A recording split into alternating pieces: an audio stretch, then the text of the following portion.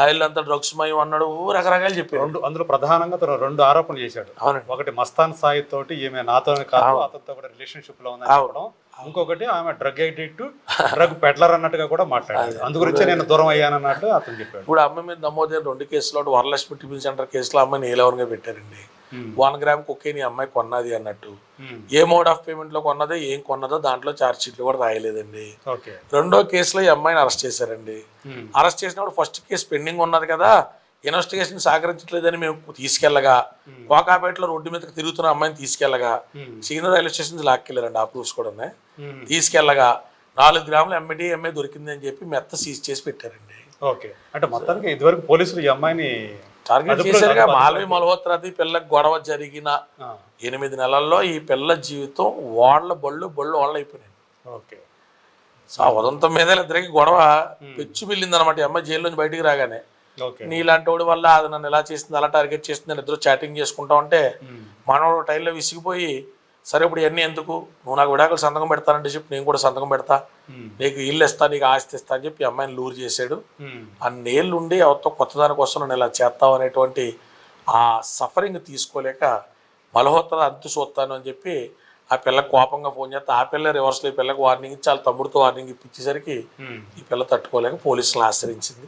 తర్వాత జరిగిన ఉదంతం మీ అందరికీ విదితం. ఓకే, సో మొత్తానికి అంటే ఈ అమ్మాయికి ఈ విషయంలో అంటే ఆ అమ్మాయి ఏం ఏం చెప్పింది మీకు అసలు? అప్పుడు అమ్మాయి ఫస్ట్లో వచ్చినప్పుడు కూడా అన్న ఏదో రకంగా కలపండి అంటే ఇండస్ట్రీలో 2-3 పెద్దలు ఫోన్ చేసేవాడిని. ఓకే, వాళ్ళు కూడా అతనితో మాట్లాడే ప్రయత్నం చేస్తూ ఉంటే మనోడు కాస్త చాలా రెక్లెస్గా ఉన్నాడు. ఎవరితో ఎమికబుల్గా సాల్వ్ చేసుకున్నట్టు కనపడలేదు.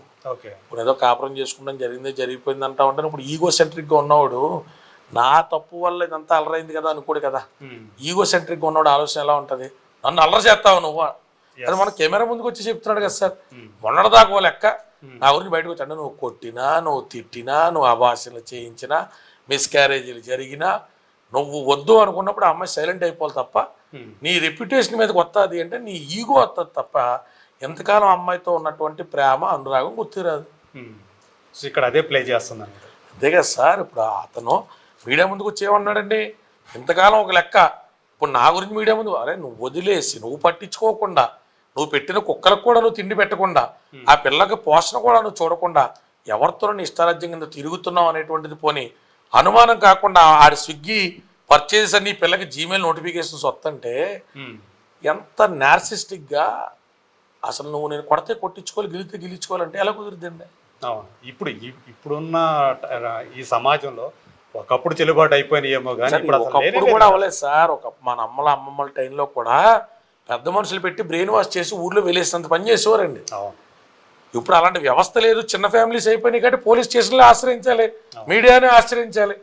నీ అంతటి నువ్వే వచ్చి మీడియాలో నీ ఫేక్ కేసు వచ్చింది కాబట్టి నేను వదిలేస్తున్నాను నా పిల్లకి చెప్తే మరి ఆ పిల్ల కేసు ఫేక్ అని నిరూపించుకోవడానికి మీడియా దగ్గరికి వెళ్ళాలిగా. నింద ఎత్తే నింద ఎంచుకున్న అమ్మాయి మీడియా ముందుకు వస్తే కొంతమంది ఎట్టించి సోదరులు తప్పు వచ్చేస్తుంది, ఆ అమ్మాయి లాయర్ల దగ్గరికి వెళ్తే తప్పు వచ్చేస్తుంది, పోలీస్ స్టేషన్కి వెళ్తే తప్పు వచ్చేస్తుంది. మరి ఎక్కడికి వెళ్ళాలి? అమ్మాయి కాబట్టి లేదా మర్డర్ చేయాలా పిల్ల? ఏం చేయాలి? రెమెడీ చెప్పండి. ఆమెను రేపు నుంచే మీడియా ముందు కాపేద్దాం, రేపు నుంచే కోర్టు కాపేద్దాం, రెమెడీ చెప్పండి. దుబాయ్ లాట్లో ఉన్నట్టు మర్మంగా ఏమన్నా బహిరంగంగా కోచింగ్ చేద్దామా? ఏం చేద్దాం చెప్పండి, రెమెడీ.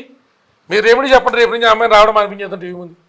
ఓకే, అంటే ఇప్పుడు ఏదైతే 493 అనేది ఏదో ఉందో అది నాన్ బెయిలబుల్ సెక్షన్ అని చెప్పేసి అంటున్నారు, అది ఎంతవరకు నిజం? ఆల్రెడీ అతను రాజస్థాన్ బెయిల్కి ముందస్తు బెయిల్ పిటిషన్ అతను ఏం చేసుకుంటున్నాడు అని చెప్పేసి యాంటిసిపేటరీ ప్రయత్నం చేస్తారనేటువంటి వివరాలు విన్నాం సార్.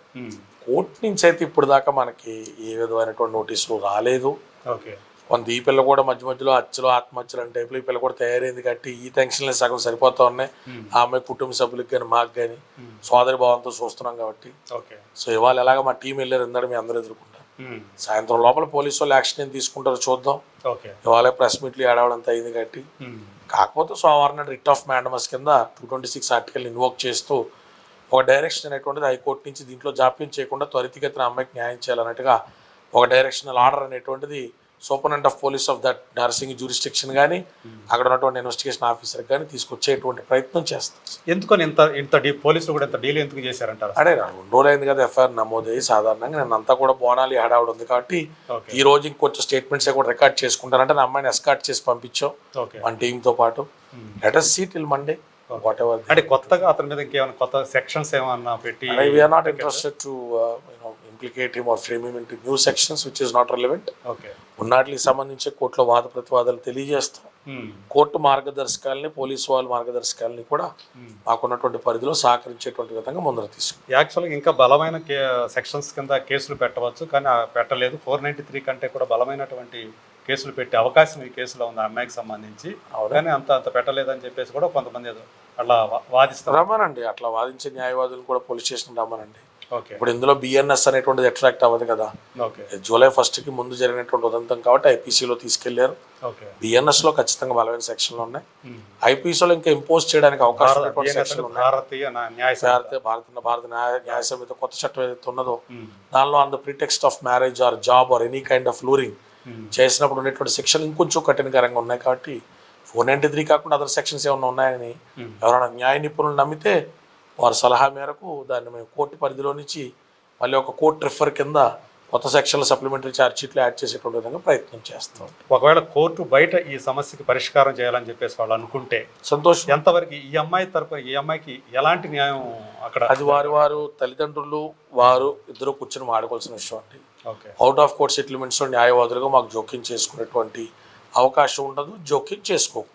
అంటే ఇప్పుడు వాళ్ళు అగ్రిమెంట్ అనేది ఏమైనా చేసుకుంటారా కోర్టు అగ్రిమెంట్ ఏమంటారు? మాట్లాడుకుంటే నీ జోలికి రాను, ఇగో నీ జీవితం ఎంతకాలం పాడైంది కాబట్టి ఇగో నీకు ఎంత నేను మరణం కింద కాంపన్సేషన్ కింద ఇస్తున్నాను, లేదా నేను పెళ్లి చేసుకుంటాను కానీ ఎంత ముందులో మన ఇద్దరి మధ్య ఉండకపోవచ్చు, కాలమే పరిష్కరించాలని కానీ, లేదా అమ్మాయికి ఇంకో పెళ్ళి అయ్యేదాకా కూడా మానిటరీగా నేను గార్డియన్ కింద ఉంటానని కానీ వారు ఏం మాట్లాడుకుంటారు, వారి ఇరువురు కుటుంబాలకి ఏది అభ్యంతరకరం ఏది నిరభ్యంతరకరం అనేటువంటిది వారి కుటుంబ నేపథ్యాలు బట్టి కుటుంబ పెద్దలు, చుట్టాలు, ఇరువురు వధూవరులు అయితే అంటామో, లేకపోతే లివిన్లో ఉన్నటువంటి వీరిద్దరిని అంటామో, లేదా పిటిషనర్ అండ్ డిఫెండెంట్ అంటామో, వారిద్దరూ కూడా కూర్చొని మాట్లాడుకోవాల్సినటువంటి అంశం.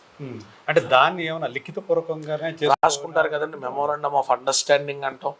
ఎంఓయూ ద్వారా రాసుకుంటారు, కొంతమంది ఎంఓయూలు రిజిస్టర్ కూడా చేయించుకుంటారు లీగల్ శాంటిటీ అనేటువంటిది ఆ డాక్యుమెంట్కి పెంచడం కోసం. సో ఇవన్నీ కాలానుగుణంగా వచ్చేటువంటి మార్పులకు అనుసరంగా ఏం సాగుతుంది, ఏం జరుగుతుంది, లేదు ఈ అమ్మాయి లేదనే ఆ అబ్బాయి వాళ్ళు ఇంకొక అమ్మాయికి ఆ ఇబ్బంది కలగకూడదు అనుకుంటే త్వరితగతిన దీని మీద వాద ప్రతివాదాల స్థాయి వరకు దాన్ని తీసుకొచ్చి ట్రయల్ కండక్ట్ చేసి ఆ అబ్బాయికి శిక్ష పడాలా, కన్విక్షన్ పడాలని కోరుకుంటాం. ఆమె అలాగే ఇతను కేవలం మాల్వినే కాదు, గతంలో కూడా ఇంకొకరిని చేశాడని చెప్పేసి కూడా అమ్మాయి చెప్పింది. ఆమె దగ్గర ఆధారాలు కూడా ఇవ్వడం జరిగింది, కాల్ రికార్డింగ్స్ కూడా పరిశీలించాం. కొంతమంది అబ్బాయి జీవితంలోకి వచ్చి వెళ్ళేటువంటి ఆడపిల్లలు కూడా కొంత శృతి మించి అమ్మాయి విషయంలో జోక్యం చేసుకున్నమాట వాస్తవం. కొంత ఈ అమ్మాయిని ఫోన్ చేసి దుర్భాషలు ఆడేరాళ్ళు అతని మోజులో. ఓకే. ఈ అమ్మాయి కూడా కొంత తట్టుకుంది, కొన్ని ధీటుగా తిరగబడ్డది. సో కర్ణుడి సావుకి 1000 కారణాలు అన్నట్టుగా వీళ్ళిద్దరూ బంధం చచ్చిపోవడంలో అతని పాత్ర అయితే మాత్రం మనం కాదలనేటువంటి స్థాయిలో నీచంగా ఉన్నమాట వస్తుంది. ఎక్కువగా ఈ అమ్మాయి కొంత ఇంపల్సివ్ ఉంది, కొంత ఈ అమ్మాయి కూడా స్పీడ్ బిహేవియర్. రాత్రి కూడా అందుకే మందలించాక ఇష్టారాజ్యంగా బొమ్మలాట ఆడుతుందని చెప్పి గట్టి తిడతా అనే సారీ అని చెప్పింది. ఇంత జరిగిన తర్వాత కూడా నాకు రాజతరుణ్ కావాలని చెప్పేసి ఆమె గట్టిగా అంటూ ఉంది. కానీ మానసికంగా అతను ఎంతవరకు దాన్ని ఒకవేళ అతను fixed up his mind not to stay with this woman sir. అతను తిరిగి అమ్మాయి దగ్గరికి రావాలని కోరుకుంటాం కానీ వస్తాడని నేను అనుకోవట్లేదు. Okay, thank you Kalyan Dilip గారు. సో చాలా విషయాలు మాకు అన్నీ కూడా క్లియర్ కట్గా విషయం తెలియజేశారు.